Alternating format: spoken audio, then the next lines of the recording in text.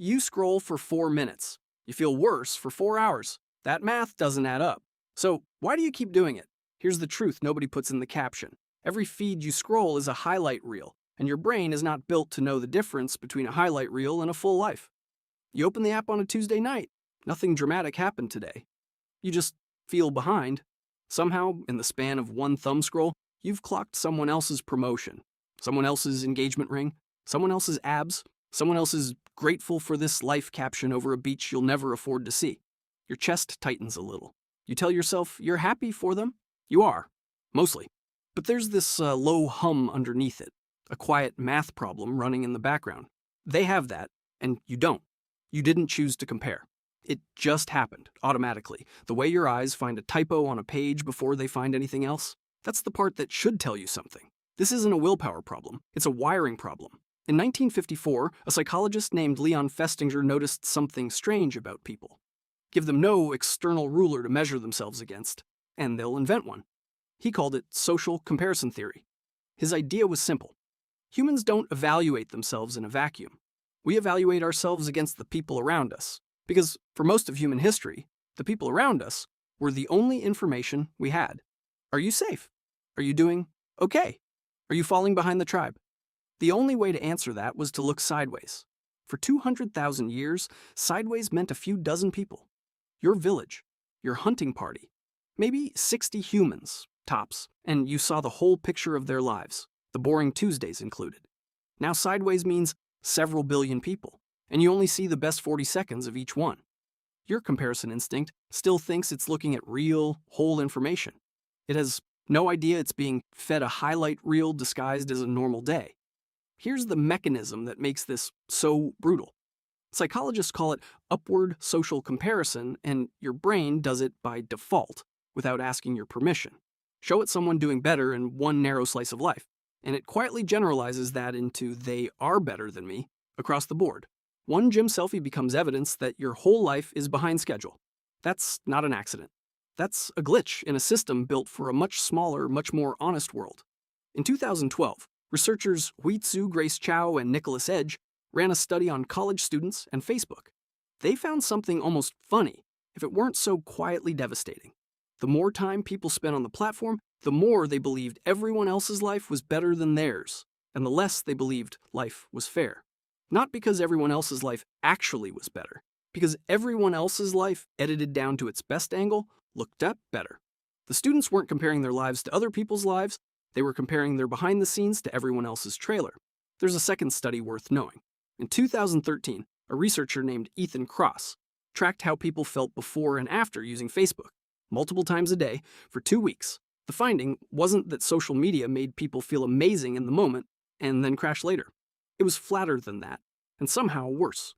The more people used it, the worse they felt over time. And the worse they felt, the more they used it. Not a spike and a crash, a slow leak. Why does knowing all this, the theory, the studies, the whole mechanism, not just make it stop? Here's the part that has a bit of a dark laugh baked into it. Your brain doesn't update its comparison instinct just because you explained it a highlight reel is edited. It's a bit like explaining to a smoke alarm that the smoke is actually just steam from your shower. The alarm doesn't care about your explanation. It just knows, input detected, sound the alarm.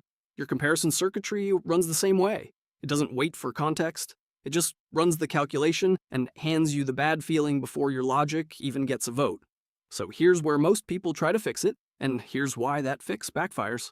The obvious move is to try to think your way out of it. Remind yourself it's fake. Remind yourself it's curated. Tell yourself not to care. Maybe even take a break from the apps for a week. Cold turkey, white-knuckling it. Does that sound familiar? Here's the problem. Telling yourself not to compare is like telling yourself not to notice a typo. The noticing already happened before the instruction landed. You can't out-argue a reflex with a sentence. And the digital detox, on its own, doesn't fix the underlying wiring either. It just removes the trigger for a week. The moment you're back on the app, the same glitch fires the same way, because you never addressed the mechanism. You just hid from it. So what actually works? Not more willpower. A few small shifts that work with the wiring instead of against it. First, name the frame before you scroll. Not, I'm going to check Instagram. Say to yourself, I'm about to look at everyone's highlight reel, including my own. That single reframe interrupts the automatic upward comparison before it fully locks in, because you're giving your brain the context it's missing. Second, deliberately widen your sample size. Remember Festinger's whole point. Comparison used to happen against 60 real, whole people. Bring that back on purpose. Talk to actual friends about actual bad days. Ask people how they're really doing, not how their captions say they're doing. Every honest conversation is a small correction to a badly calibrated instrument. Third, notice the specific slice and stop it from generalizing. When you catch yourself thinking, their life is better, pause and get precise. Their vacation photo is better. That's it. That's the whole data point.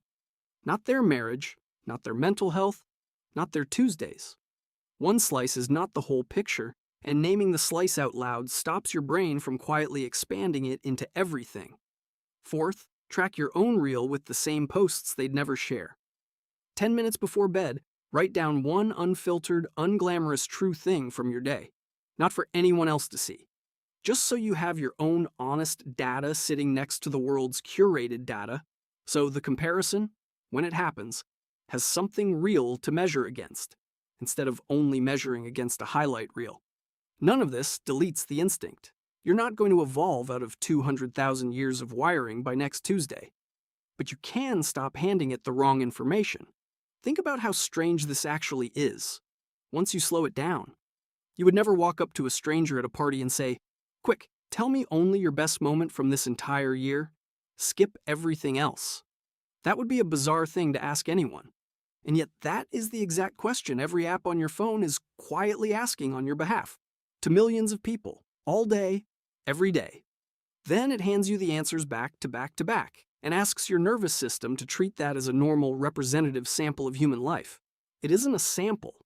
It's a highlight reel stitched from strangers, and your comparison instinct was never built to spot the difference. There's an odd kind of relief once you actually sit with that.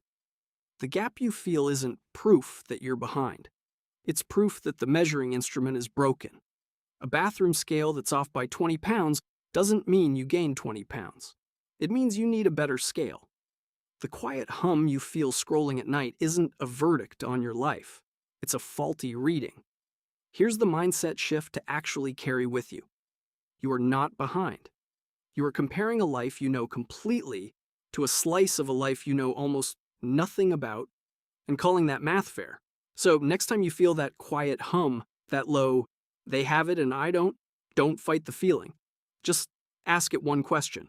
Compared to what? Exactly? A whole life? Or 40 edited seconds of one?